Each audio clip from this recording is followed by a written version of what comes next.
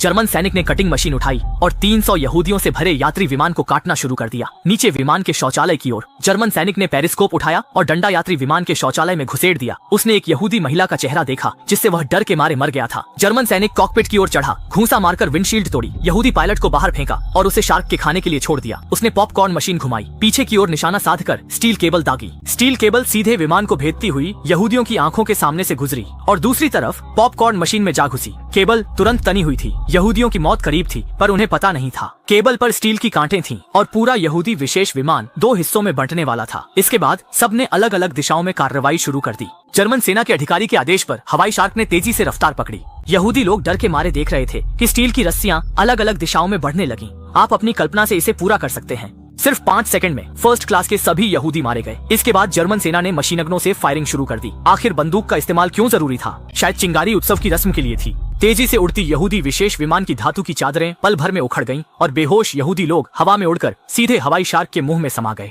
यहूदी विशेष विमान अब फिसलता हुआ गिरने लगा और कोई भी जीवित नहीं बचा। अमेरिकी रक्षा मंत्री ने उपकरण पहनकर एक बड़ी हवाई शार्क नियंत्रित की। स्क्रीन पर वह द्वितीय विश्व युद्ध के जर्मन हवाई शार्क का पीछा करता है। यह सैकड़ों गुना बड़ी थी, खेल जैसा लग रहा था। वह जर्मन हवाई शार्क गिरा रहा था।